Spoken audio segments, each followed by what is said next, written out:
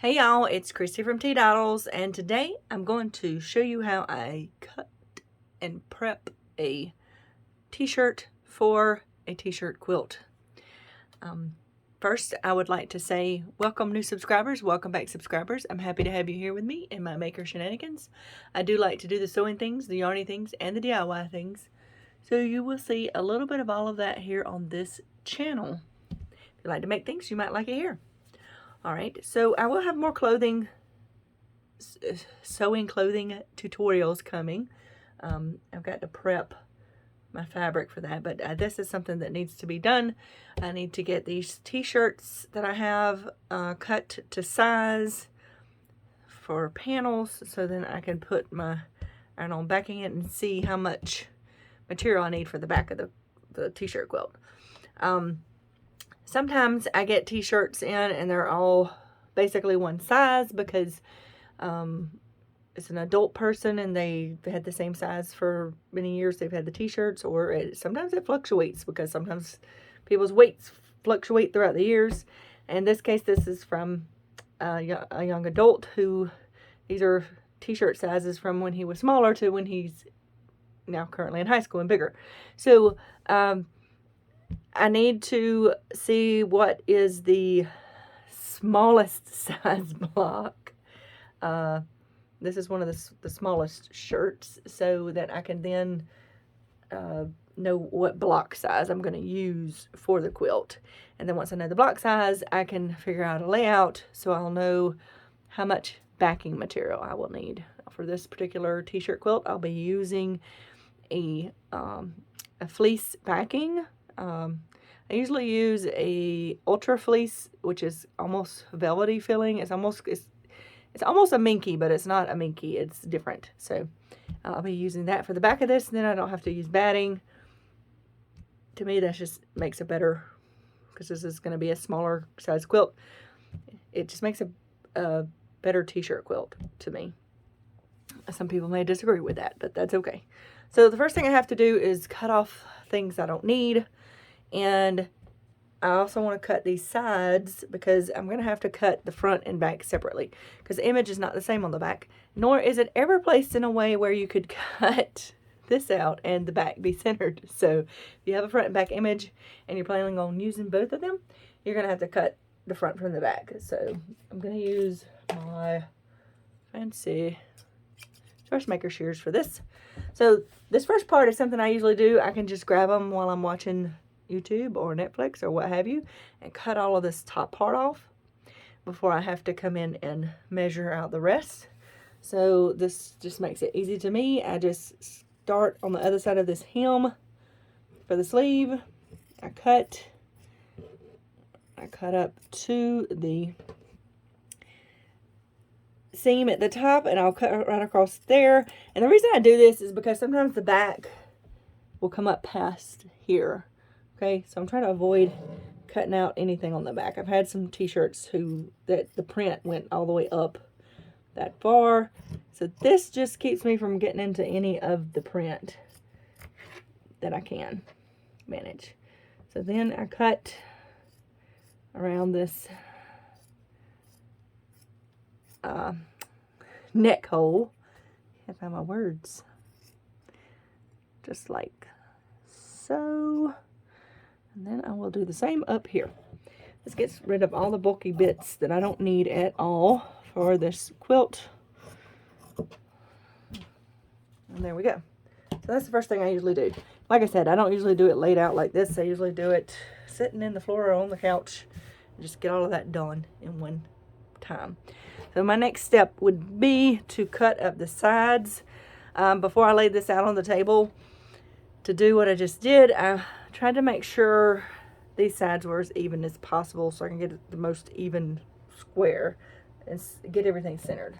So I'm just going to cut, because t-shirts don't typically have side seams because they're made out of banded knit fabric.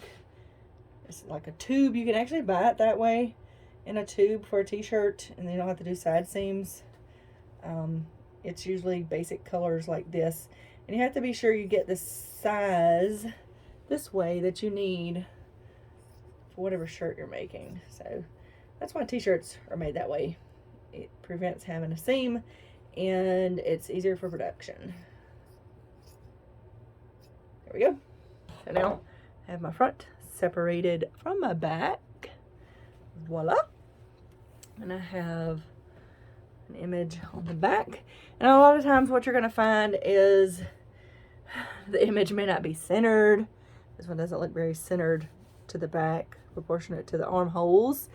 And it's probably been stretched out and stuff over the time that it was worn. This one has some fading look to it, like it got left. You know how sometimes you leave it in the car or something and they can fade it just enough to leave little strippy stripes like that. So I have two different images. I think this image on the front is actually bigger than the one on the back, so I'm going to start with that. Typically I do a 14-inch square or a 16-inch square depending on what I'm working with. Occasionally it gets smaller. I'm going to grab my ruler, which I should have did. Hopefully that's not making that bounce too much. And a rotary cutter. Now, first thing I do is try to center it on my grid. It's much easier if you have a grid like this. You can use a template, like if you want to cut you a certain size template and lay it on there and just cut it out like that, you could do that. I use my grid because every t-shirt quilt is different. I have yet to have one that worked out the same. So this is as far up as I can go this way. And if I count down 1, 2, 3, 4, 5, 6, 7, 8, 9, 10, 11, 12. 12 is pretty good. But 13, 14 gives me more of the same border between things. Okay, so now I need to make sure I can go 14 the opposite way. Sometimes you can't. It's okay. Sometimes it's narrower this way than this way. I try to make a square if I can. So this is my center right here between this. So half of 14 is 7. So I'm going to look for what is y'all, my brain is not wanting to work with the math. Sorry. Let's just see. 1, 2, 3, 4, 5, 6, 7. I can get 7 this way. 1, 2, 3, 4, 5, 6, 7. So I'm good with that. I just have to measure off the half mark because I centered it on the half. Or what I can do, which will make it much easier, is center it more on a line. Makes more sense, y'all. Sorry, it's been a long day.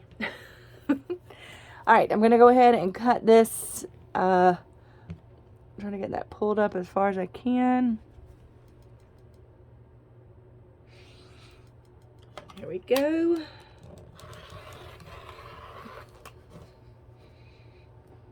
And I've just got to go down 14. So I can use my ruler to find that more easily. It's this line right here. There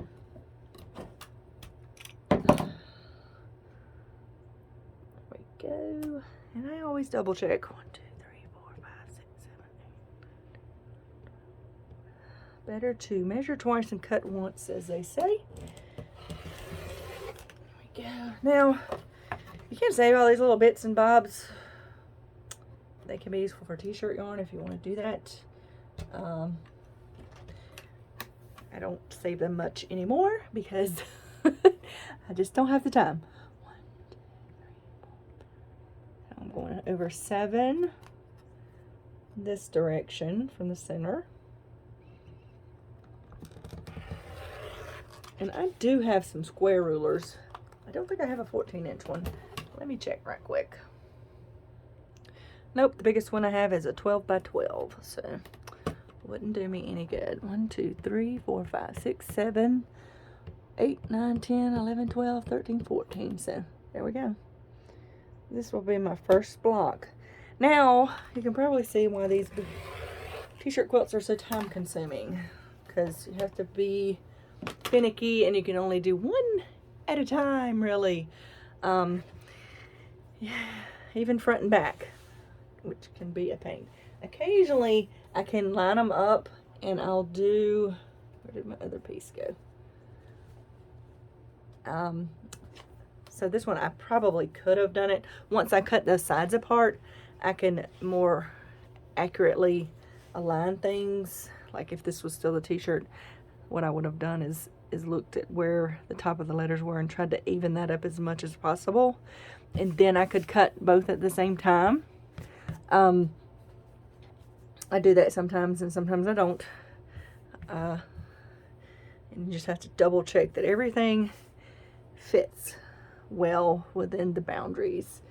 So when you have things that are way different, sometimes it's better to do it separately, because this is skewed this way so much. So if I do 1, 2, 3, 4, 1, 2, 3, 4, 5, 6, 7. I'm gonna put my ruler here just so I can see. Sometimes I want to see how that's gonna look. 1, 2, 3, 4, 5, 6, 7, 8, 9, 10, 11, 12, 13, 14. So we can see that it's not too bad. Just because they have everything leaning this way. And this probably should have been shifted slightly over. Y'all, I deal in drafting every day, and it's all about the details. So sometimes things like this irk me, but I can't change the print on the t-shirt. I just need to cut it.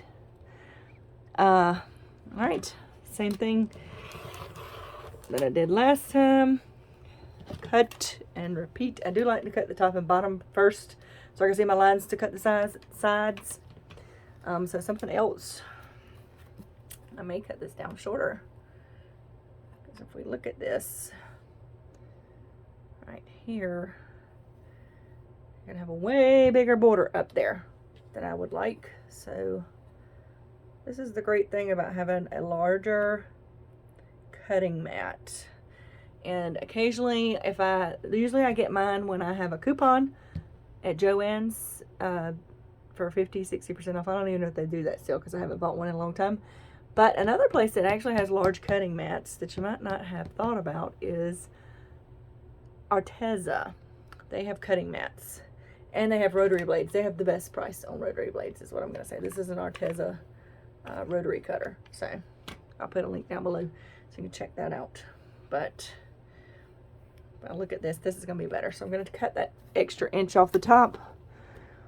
And this is more about centering it than anything. See, if I'm making a regular quilt, I can just snip, snip, cut a stack of stuff at one time and all of that jazz, and I don't have to do all this. But what I usually do is put on some music and just cut away until it's done.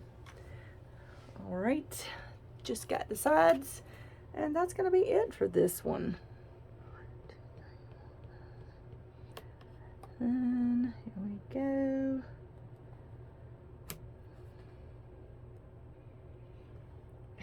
What is going on? Stay. All right, one more time to the 14.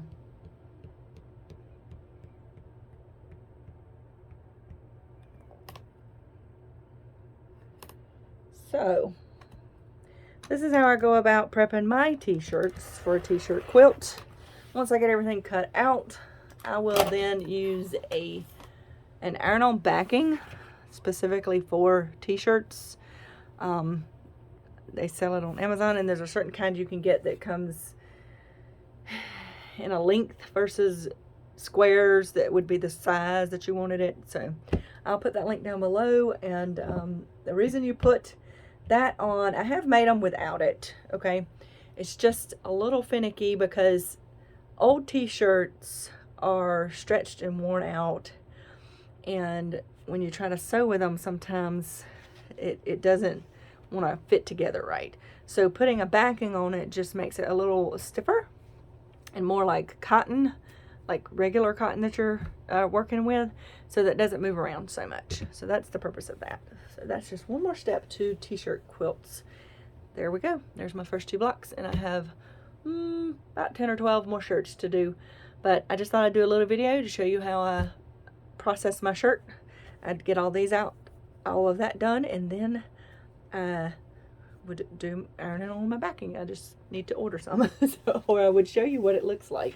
But I'll put a link down below so you can check it out. If you have any questions, as usual, just leave me a comment down below and let me know what you think, or you can email me. Email is also always down below. So y'all remember to have a life lived creatively, and I'll see y'all in the next video. Bye.